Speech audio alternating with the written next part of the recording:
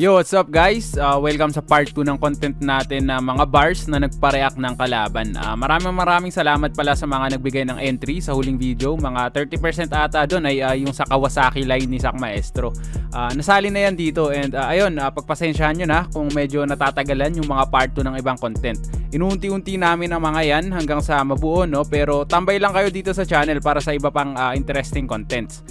Dun sa mga nagtatanong kung saan na yung episode 2 ng Flip Top Overall, tinanatrabaho na rin namin yan. Medyo may tweak lang kaming ginagawa para mas maging structured yung segment. So ito, enjoy nyo muna yung video natin ngayon.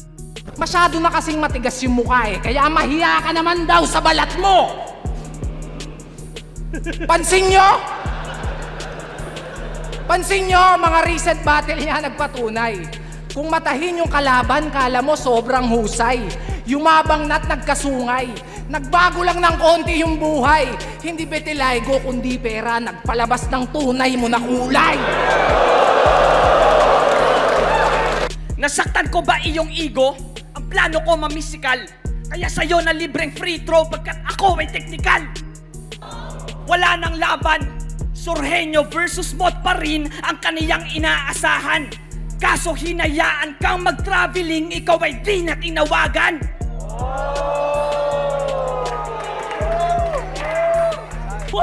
Kaya wala nang katanang maantay sa finale. Mga paa niya niyari, ekspektasyon nyo't si Katana magkasabay na finale. Kaya ang sagot sa tanong ng mga masa, tama kayo, wala pong laban si Katana.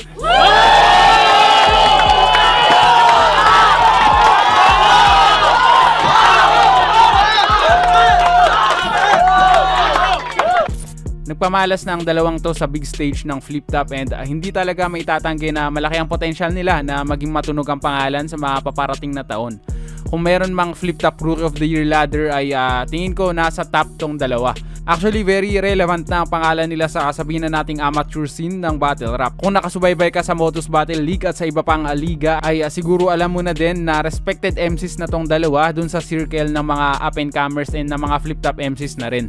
Sa pedestal 3 ng Motus ay nagtapat sila sa quarterfinals ng tournament. Mas may expectations kay Katana dito sa matchup. Parang siya kasi yung tournament favorite pero mamaw yung Casper na lumaban dito. Lalo na nung round 3 na kitang-kita na wala siyang intensyon magpatalo nung gabing yun.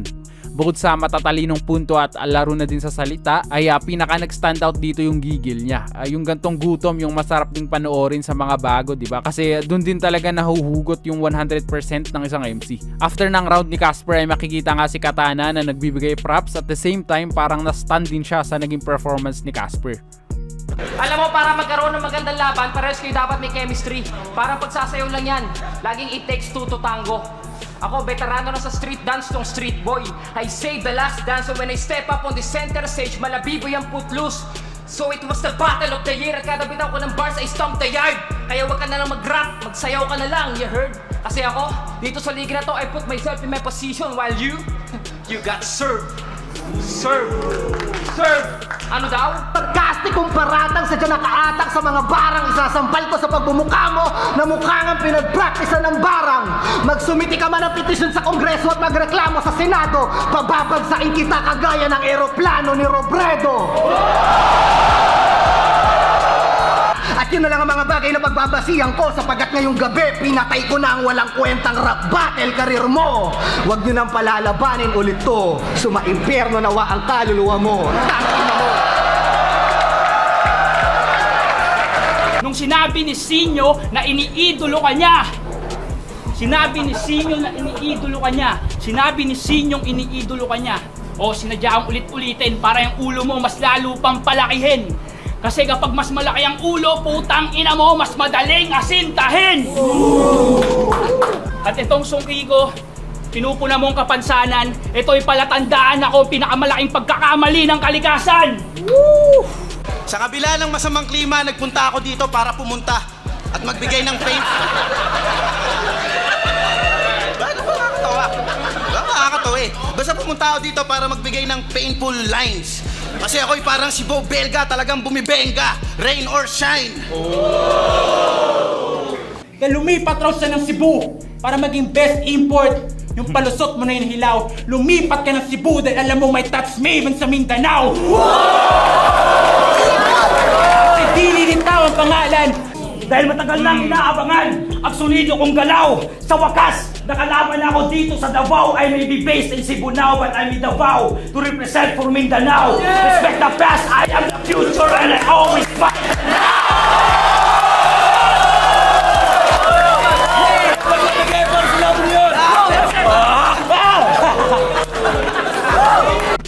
Itong Marshall Bonifacio versus Tats Maven ang isa sa mga wholesome battles na mapapanood mo sa Flip Top. As in, sa buong takbo ng laban nila ay makikita na totoong-totoo yung appreciation nila sa mga bare ng isa't isa. Aside dun sa pure sportsmanship ay naging pukpukan din yung overall battle, kaya very satisfying siyang panoorin bilang fan. Ito yung tipo ng battle na hindi na mahalaga kung sino yung panalo kasi bukod sa evenly match nga yung dalawa, eye of quality yung pinamalas nilang skillset dito, kaya ganun kalakas and ka-highly praised tong battle na to. Kino-consider nga ng ilang fans to na Battle of the Year noong 2017. Yung punchlines unnecessary at drop bombs on Nagasaki at apakan ko yung skull hanggang burog at sobrang bloody, tila ayaw bang mag-start nitong wasak kong Kawasaki?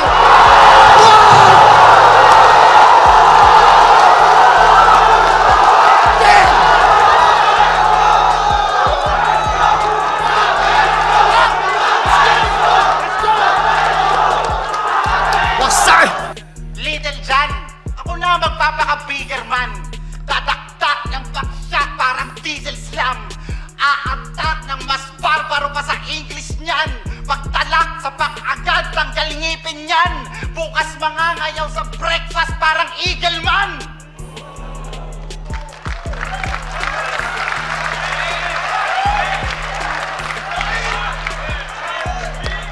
Palakpakan po natin yung round 1 ni Balakid. Isa po ako sa masaya sobra. Seryoso? Nag-costume ka ng payaso? Kulang ka na sa class, Looney? Ba't ka nag-makeup? Nagmukha kang estudyante, tira walang pasok, nagpalit pa ng get-up. Oh, kala ko ba nakikinig? Sabi ko estudyante, walang pasok, nagpalit pa ng get-up. Patunay lang na kulang ka na sa class, kaya ka nag-makeup.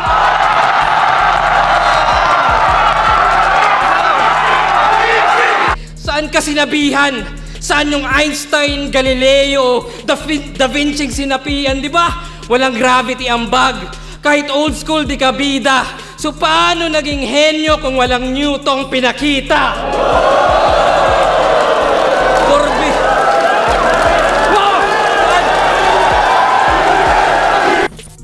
Dito sa quarterfinals ng Isabuhay this year ay mapapansin dito sa umpisa ng battle yung competitive side ni Surgenio. Alam niya kasing crowd favorite yung kalaban niya, kaya sinusubukan niyang at least i-neutralize yung reaction ng crowd.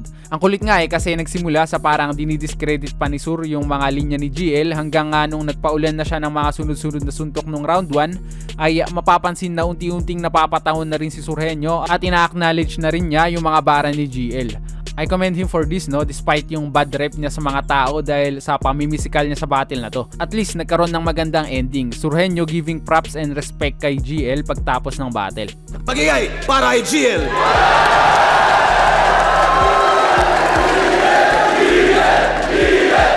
Congrats kay GL. Takina sayang na joke ko pero napakaganda ng performance niya. Congrats sa'yo pare. Advancing. Isa sa mga bagong abangan pare. Sasigawan pa para kay GL! Nag-chat si Arik. Sabi lang niya, July 22. Sagot ko, G, bate lang, Paps. Saka sakto, kakapasa ko lang ng board exam for teachers. Mukhang ready na ako mag-handle ng class. Kaya ako...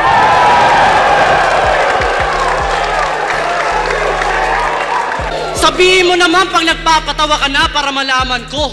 Hindi ka nakakatawa bilang komedyante, nakakatawa yung pagkamakata mo.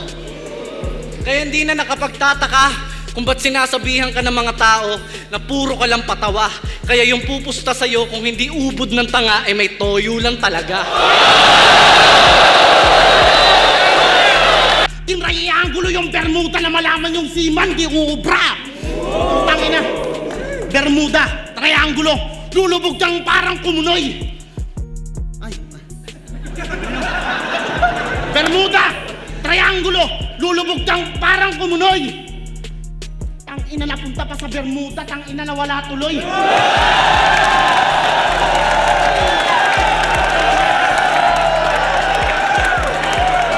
Gusto ko lang mag-shout shoutout sa Hip Hop Heads TV para updated kayo sa kung ano man nangyayari sa Flip Top at para mamulat na rin kayo kung ano man nangyayari dito. Yo, MZ nga pala, shoutout sa Hip Hop Heads TV. Yan, patuloy lang sa paggawa ng mga matatalinong content mga tol at yun, congrats at more power pa sa inyo.